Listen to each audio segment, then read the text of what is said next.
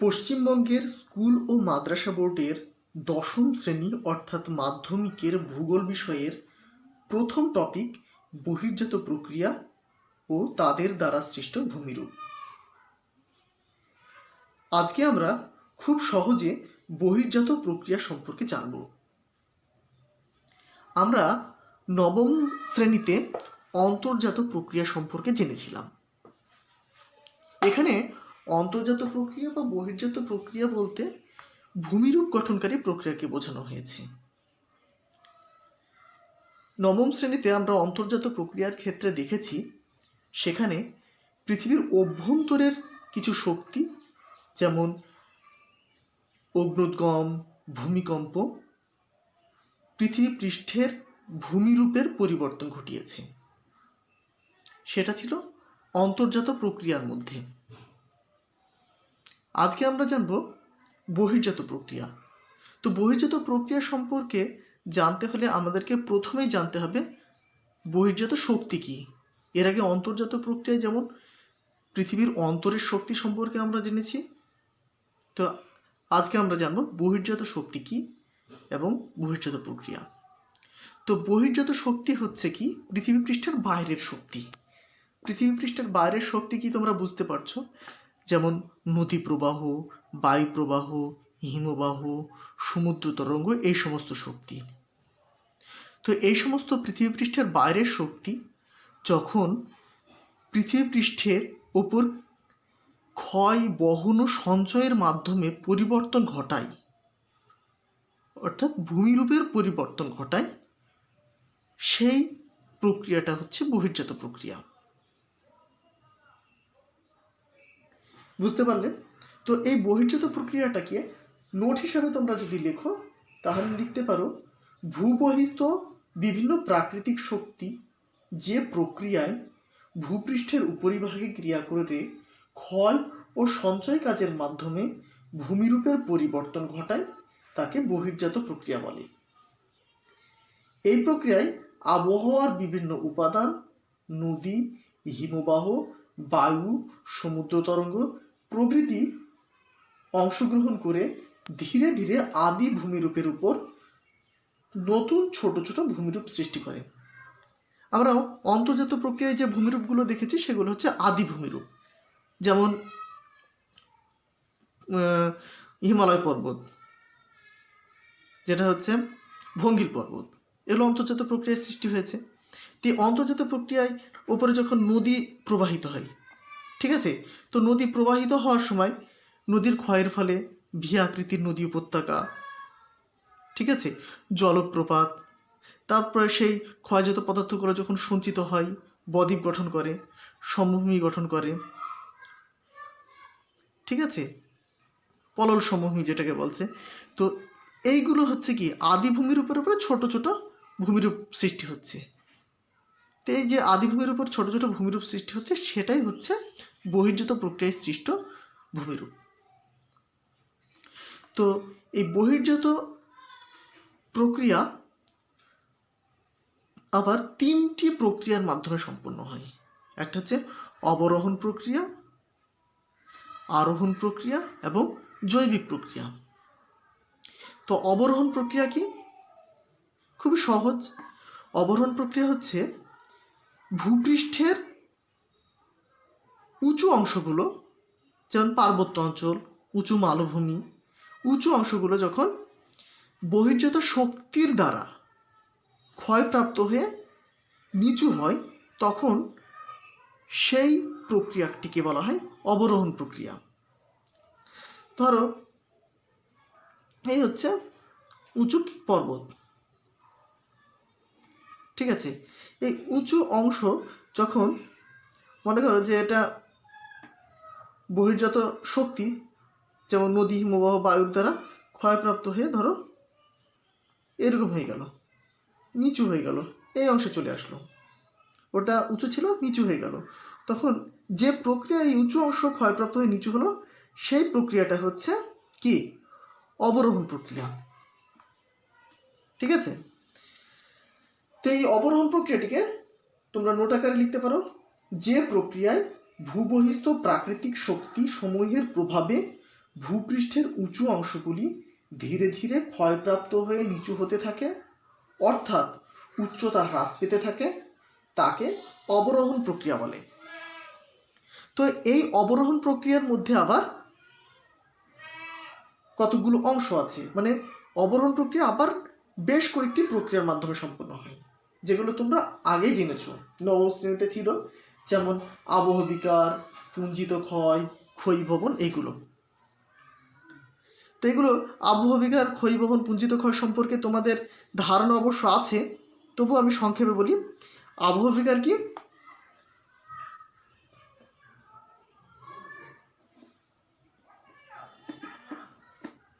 আবহ বিকার হচ্ছে কি, আবহাওয়ার বিভিন্ন উপাদান, যেমন বায়ুর উষ্ণতা, বায়ুর আর্দ্রতা, বায়ুর চাপ, বায়ু প্রবাহ, এই সমস্ত আবহাওয়ার বিভিন্ন উপাদান, এগুলো হচ্ছে স্থিতিশীল উপাদান, স্থিতিশীল শক্তি, প্রাকৃতিক শক্তি। তো এই স্থিতিশীল প্রাকৃতিক শক্তি অর্থাৎ আবহাওয়ার বিভিন্ন উপাদান দ্বারা যখন ভূপৃষ্ঠের উপরিভাগ যান্ত্রিকভাবে চূর্ণ বিচূর্ণ বা রাসায়নিকভাবে বিয়োজিত হয়ে সেখানেই অবস্থান করে, তখন সেটাকে বলা হয় আবহ বিকার। তোমরা আগে জেনেছো। অবরোহণ প্রক্রিয়াটি আরেকটা ভাবে সম্পন্ন হয়, সেটা হচ্ছে পুঞ্জিত ক্ষয়।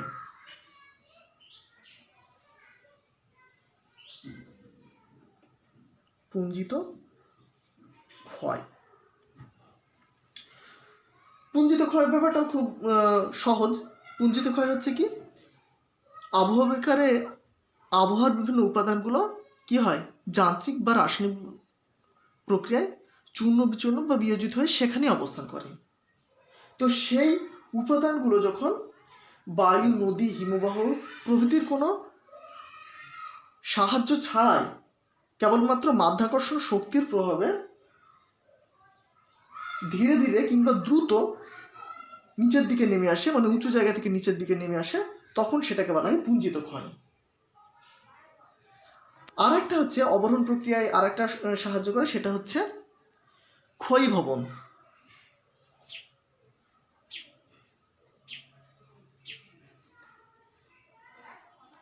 ক্ষয়ীভবন কি? ক্ষয়ীভবন হচ্ছে যখন যে প্রক্রিয়ায় বিভিন্ন গতিশীল প্রাকৃতিক শক্তি, যেমন নদী, হিমবাহ, বায়ু, এগুলো হচ্ছে সব গতিশীল প্রাকৃতিক শক্তি। আবহবিকারের ক্ষেত্রে বায়ুর উষ্ণতা, আর্দ্রতা, বায়ুচাপ, এগুলো ছিল স্থিতিশীল প্রাকৃতিক শক্তি। আর ক্ষয়ীভবনের ক্ষেত্রে নদী, হিমবাহ, বায়ুপ্রবাহ, এগুলো হচ্ছে গতিশীল প্রাকৃতিক শক্তি। তো এই সমস্ত গতিশীল প্রাকৃতিক শক্তি দ্বারা যখন ভূপৃষ্ঠের ক্ষয়িত পদার্থ উৎপত্তি স্থল থেকে অন্যত্র অপসারিত হয়, তখন তাকে বলা হয় ক্ষয়ীভবন, মানে ক্ষয় হবে এবং অপসারিত হবে। ঠিক আছে, এটা হচ্ছে ক্ষয়ীভবন, যেটা তোমরা এই দশম শ্রেণীতে তোমরা ভালোভাবে জানবে। আর একটা হচ্ছে, এগুলা একদম ভূমিরূপ বোঝাচ্ছে, উঁচু থেকে নিচু হয়েছে। আর একটা অংশ হচ্ছে বহির্জাত প্রক্রিয়ার আর একটা প্রক্রিয়া হচ্ছে আরোহণ প্রক্রিয়া। আরোহণ প্রক্রিয়াটা খুবই সোজা, যে অবরোহণ প্রক্রিয়ায় ভূপৃষ্ঠের উঁচু স্থানগুলো ক্ষয়প্রাপ্ত হয়ে নিচু হয়, সেটা আমরা জানলাম। যেমন সেগুলো হয় আবহবিকার, পুঞ্জিত ক্ষয়, ক্ষয়ীভবন, এইগুলোর মাধ্যমে। তো ক্ষয়প্রাপ্ত হয়ে নিচু হয়ে তো আর অদৃশ্য হয় না, এগুলো কি হয়, ওই যে ক্ষয়ীভবন, নদী, হিমবাহ, বায়ু প্রবাহ, এই সকল শক্তির দ্বারা অপসারিত হয়, অন্যত্র অপসারিত হয়। অপসারিত হয়ে কোথায় যাবে? উঁচু অংশে নিশ্চয় যাবে না, নিচু অংশের দিকে যাবে। নিচু অংশে কি হয়, সেগুলো গিয়ে সঞ্চিত হয়। এইখানকার জিনিসগুলো, ক্ষয়প্রাপ্ত জিনিসগুলো কি হলো, এই জায়গায় এসে সঞ্চিত হয়ে এই জায়গাটা উঁচু হয়ে গেল। তো এইভাবে মানে ক্ষয়জাত পদার্থ যখন বিভিন্ন শক্তির দ্বারা নিচু স্থানে এসে সঞ্চিত হয় এবং নিচু স্থানটা উঁচু হয়, তখনই সেই প্রক্রিয়াটাকে বলা হয়, এই যে প্রক্রিয়াটা ঘটে সেই প্রক্রিয়াটাকে বলা হয় আরোহণ প্রক্রিয়া। বুঝতে পেরেছ? তো এটা নোট আকারে যদি তোমরা লেখো, তাহলে কি লিখবে, যে প্রক্রিয়ায় ভূবহিস্থ প্রাকৃতিক শক্তি, ভূবহিস্থ প্রাকৃতিক শক্তি বুঝতে পারছো, নদী, হিমবাহ, বায়ু, উষ্ণতা, সবগুলোই হয়ে যাচ্ছে। মানে ভূপৃষ্ঠের বাইরের শক্তি। তো যে প্রক্রিয়ায় ভূবহিস্থ প্রাকৃতিক শক্তিসমূহের প্রভাবে ক্ষয়জাত পদার্থ, নদী, হিমবাহ, বায়ুপ্রবাহ, সমুদ্র তরঙ্গ, জলপ্রবাহ প্রভৃতি দ্বারা অন্যত্র নিচু স্থানে অপসারিত ও সঞ্চিত হয়ে ভূমির উচ্চতা বৃদ্ধি করে তাকে আরোহণ প্রক্রিয়া বলে। তোমরা লিখে নিতে পারো। এরপরে আমরা যাচ্ছি জৈবিক প্রক্রিয়া। জৈবিক প্রক্রিয়াটা যদি আমরা ভালোভাবে বুঝতে পারি তাহলে সেটা দেখবে অবরোহণ এবং আরোহণ প্রক্রিয়ার মধ্যেই থাকছে, কিন্তু সেটা আলাদাভাবে আমরা জেনে নিই। এইখানটাতে তোমাদের এই অংশে বহির্জাত প্রক্রিয়ার এই অংশের মধ্যে 2 বা 3 নম্বরের মধ্যে আসবে। তাহলে যদি জৈবিক প্রক্রিয়া পরীক্ষা আসে তাহলে তোমরা লিখতে পারবে, তাই সেটা জেনে নেওয়াই ভালো। তো আমরা এতক্ষণ দেখলাম অবরোহণ আরোহণ প্রক্রিয়ায় প্রাকৃতিক শক্তি প্রভাব, প্রাকৃতিক শক্তি দ্বারা এইগুলো হয়েছে। এবার আমরা দেখব কি, মানে প্রাকৃতিক শক্তি বলতে মানে আবহাওয়ার বিভিন্ন উপাদান, নদী, হিমবাহ, বায়ু, এই সমস্ত, এর ক্ষেত্রেও প্রাকৃতিক শক্তির ব্যাপারটা আসবে। তো ওগুলো না, যখন জীবের প্রভাবে, জীব, মানুষ যেমন জীব, উদ্ভিদ জীব, প্রাণীজীব, সবগুলো হচ্ছে জীব। এই বিভিন্ন প্রকার জীব যখন ভূমিরূপের পরিবর্তন ঘটায়, ঠিক আছে, সেই বিষয়টি এর মধ্যে আসবে। তো যে প্রক্রিয়ায় উদ্ভিদ, প্রাণী, মানুষ ভূপৃষ্ঠের শিলায় ক্ষয় ও সঞ্চয়ের মাধ্যমে ভূমিরূপের পরিবর্তন ঘটায়, সেই প্রক্রিয়াটাই হচ্ছে জৈবিক প্রক্রিয়া। তোমরা জানো যে মানুষ বিভিন্ন রকমভাবে কি করে, মানে কাজ করে। হয়তো কোথাও দেখা যাচ্ছে পুকুর তৈরি করছে, কোথাও মাটি কেটে আরেক জায়গায় ভরাট করছে, রাস্তা তৈরি করছে। তাহলে কি হচ্ছে, এটাও তো ভূপৃষ্ঠের পরিবর্তন ঘটছে, ঠিক আছে। আবার তোমরা যদি দেখো যে একটা জায়গা গাছপালা আছে, সেই গাছপালার পাতাগুলো হয়তো নিচু জায়গায় পড়ছে, কোনো একটা গর্তে পড়ছে, তাহলে সেই গর্তে পড়েও সে পাতাগুলো, ডালপালা পড়ে, ফুল পড়ে সেই গর্তটা দেখবে আস্তে আস্তে উঁচু হচ্ছে, সেটা কিন্তু জৈবিক প্রক্রিয়ার মধ্যে পড়ে যাচ্ছে। অর্থাৎ জীবের মাধ্যমে যখন ভূমির উপর পরিবর্তন করছে, সেটাই হচ্ছে জৈবিক প্রক্রিয়ার মধ্যে পড়ছে। তাহলে এটা আমরা নোট আকারে কি লিখবো, নোট আকারে লিখতে পারি।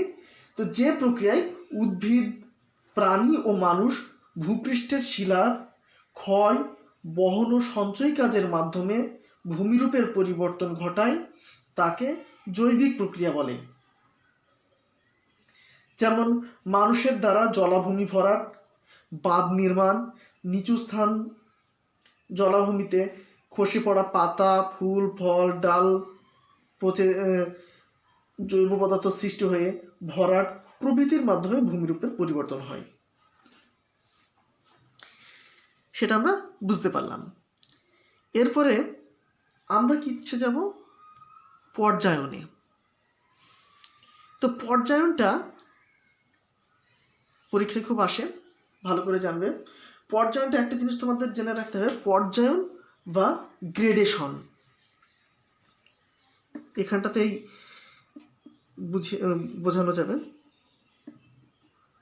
পর্যায়ন বা হচ্ছে গ্রেডেশন।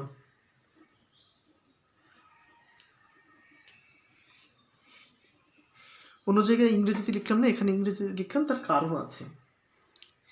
এটা পরীক্ষায় ভূগোলের কিছু কোশ্চিনের ক্ষেত্রে দেখা যায় যে ইংলিশ টার্মটাই বাংলায় লিখে পরীক্ষায় আসে, সেই জন্য এগুলো জেনে রাখতে হবে। কিছু কিছু টার্ম যেমন গ্রেডেশন, গয়রে ফেলা, একার, ডয়কার, তারপর সদন্তনে, এরকমও পরীক্ষায় আসতে পারে। গ্রেডেশন কি, ঠিক আছে, এই ক্ষেত্রে মানে এই প্রশ্নের ক্ষেত্রে আসতে পারে।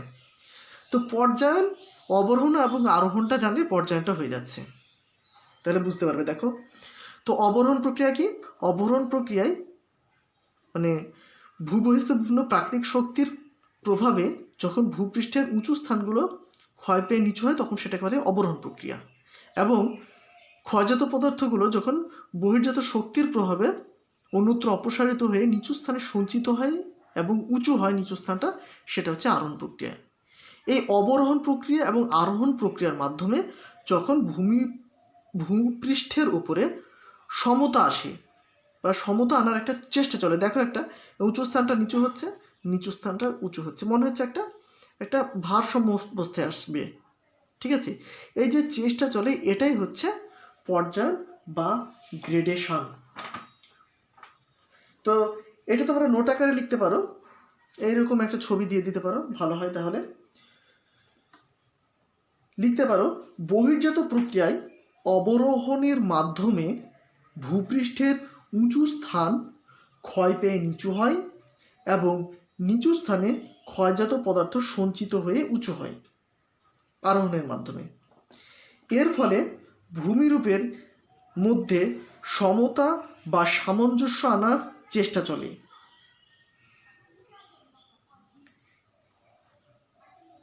তাই এই বহির্জাত প্রক্রিয়াটাকেই বলা হয় পর্যায়ন। এই পর্যায়ন শব্দটা প্রথম ধারণা দেয় গিলবার্ট। এটা জেনে রাখবে, শর্ট কোশ্চেনের জন্য জেনে রাখতে হবে। এর মধ্যে তোমাদের একটা জেনে রাখতে হবে কি, ক্ষয়সীমা। ক্ষয়সীমা বা ক্ষয়ের শেষ সীমা কি। তো একটা জিনিস এখানটাতে জানবে, ধরো এখানটাতে একটা ছবি আঁকি, মনে করে এরকম জায়গায় সমুদ্র, ঠিক আছে, এই জায়গায় সমুদ্র শুরু হয়েছে, বুঝতে সুবিধা হবে। নদী সবচেয়ে ভূপৃষ্ঠের উপরে বেশি ক্ষয় করে থাকে বা ভূমিরূপের পরিবর্তন ঘটায় বহির্জাত প্রক্রিয়াগুলির মধ্যে। তো নদীর কথায় যদি ধরা যায়, তো নদী যদি ক্ষয় করতে করতে হয়তো এই জায়গাটায় নদী যেদিক দিয়ে যায় নিচু হয়, ক্ষয় করে। তো সেই ক্ষয় করতে করতে যদি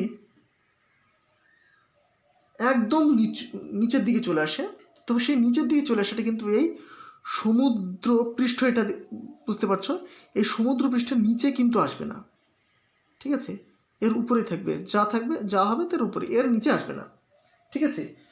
তো যে কোনো ক্ষয়কারী শক্তি, ভূপৃষ্ঠের উপরে যে ক্ষয়কারী শক্তিগুলো আছে, সেই ক্ষয়কারী শক্তিগুলো ভূপৃষ্ঠের নিচে, এই সমুদ্র পৃষ্ঠের এই সমতলের নিচে আসবে না, ভূপৃষ্ঠের উপরে, ঠিক আছে। অর্থাৎ যে পর্যন্ত ক্ষয় করতে পারবে ভূপৃষ্ঠের নিচে, সেই সীমাটাই হচ্ছে ক্ষয় সীমা। বুঝতে পেরেছ নিশ্চয়। তো নোট আকারে তোমরা কি লিখতে পারো, যে ক্ষয়কারী শক্তিগুলি ভূপৃষ্ঠের নিচে যতটা পর্যন্ত ক্ষয় করতে পারে তাকে বলে ক্ষয়সীমা। এতটা পর্যন্ত ক্ষয় করতে পারে, এটা হচ্ছে ক্ষয়সীমা।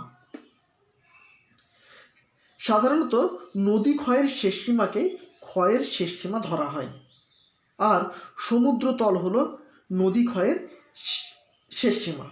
এটা হচ্ছে সমুদ্রতল হচ্ছে এতদূর পর্যন্ত আসছে, তাই সমুদ্রতলটাই হচ্ছে নদী ক্ষয়ের শেষ সীমা, ঠিক আছে। এর নিচে আর নদী ক্ষয় করতে পারবে না, ঠিক আছে, এটা হচ্ছে ক্ষয়সীমা।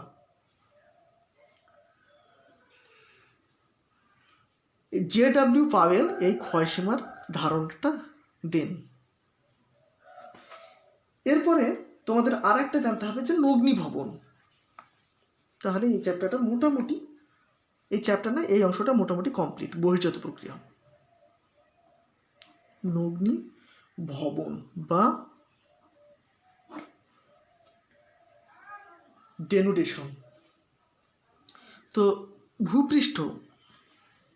ভূপৃষ্ঠের মনে করো একটা উপরে শিলা, এটা ভূপৃষ্ঠ। এটা তো ভূপৃষ্ঠের উপরিভাগের শিলা মানে ভূপৃষ্ঠ আবহবিকার, ক্ষয়ীভবন ও পুঞ্জিত ক্ষয়ের মাধ্যমে কি হয়, এগুলো আলগা হয়, অপসারিত হয়, সবই হয়। আবহবিকার মাধ্যমে রাসায়নিক কিংবা যান্ত্রিক আবহবিকার প্রক্রিয়ায় চূর্ণ বিচূর্ণ বিয়োজিত হয়ে সেখানে অবস্থান করে, এটা তোমরা এর আগে জানলে। আর কি হয়, পুঞ্জিত ক্ষয়ের মাধ্যমে মাধ্যাকর্ষণ শক্তির মাধ্যমে ঢাল বেয়ে নিচের দিকে নেমে আসে, এটা তোমরা জানলে। আর ক্ষয়ীভবনের মাধ্যমে কি হয়, নদী হিমবাহ বায়ুর দ্বারা ক্ষয়প্রাপ্ত হয়ে অন্য জায়গায় অপসারিত হয়। একথা হচ্ছে ভূপৃষ্ঠের উপরিভাগ, এই তিনটি প্রক্রিয়া আবহবিকার, ক্ষয়ীভবন ও পুঞ্জিত ক্ষয়ের মাধ্যমে যখন ভূপৃষ্ঠের উপরিভাগে শিলা অন্যত্র অপসারিত হয় এবং শিলাস্তরের নিচের অংশ অর্থাৎ অভ্যন্তরভাগ উন্মুক্ত হয়ে পড়ে, তখন সেটাকে বলা হয় নগ্নিভবন। মনে করো এরকম অবস্থায় আছে, এটা উন্মুক্ত হয়ে গেল, এটা এই নিচের অংশটা বেরিয়ে গেল, এটা অপসারিত হয়ে গেল, এটা হচ্ছে নগ্নিভবন। নোট আকারে তোমরা লিখতে পারো, আবহবিকার ক্ষয়ীভবন ও পুঞ্জিত ক্ষয়ের সম্মিলিত প্রভাবে শিলাস্তরের উপরিভাগ বিচ্ছিন্ন হয়ে অপসারিত হলে অভ্যন্তরভাগ উন্মুক্ত হয়ে পড়ে। এইভাবে শিলাস্তরের ভেতরের অংশ উন্মুক্ত হওয়ার প্রক্রিয়াকে নগ্নিভবন বলে। এই প্রক্রিয়ায় দীর্ঘ সময় সাপেক্ষে শিলার ভাঙন, ক্ষয় ও অপসারণ একই সাথে ঘটে থাকে। তো এই বহির্জাত প্রক্রিয়ায় এই অংশটা তোমরা মাধ্যমিক পরীক্ষার জন্য ভালো করে দেখবে। এখানটাতে বড় প্রশ্ন আসবে না, ছোট প্রশ্ন আসবে, 2 নম্বর আসবে, 3 নম্বর আসতে পারে। মানে MCQ বা এই প্রশ্ন আসে, শর্ট প্রশ্ন আসবেই। প্রতিবারের কোশ্চেনগুলো তোমরা যদি দেখো, পরবর্তীকালে এই অংশের কোন কোশ্চেনগুলো আসে সেগুলো নিয়ে আলোচনা হবে। তো তোমরা যেগুলো দেখবে, বহির্জাত প্রক্রিয়া কি, অবরোহণ প্রক্রিয়া কি, আরোহণ প্রক্রিয়া কি, জৈবিক প্রক্রিয়া কি, বহির্জাত শক্তির উদাহরণ শর্ট প্রশ্নে আসতে পারে, নগ্নিভবন কি, কাকে বলে, পর্যায়ন বা গ্রেডেশন কাকে বলে, গ্রেডেশন বা পর্যায়ন ধারণা কে দেন, এগুলো ভালো করে দেখবে তোমরা। আরও পরবর্তীকালে ভালোভাবে আরও অন্য বিষয়গুলি জানতে চ্যানেলটি সাবস্ক্রাইব করে সঙ্গে থেকো।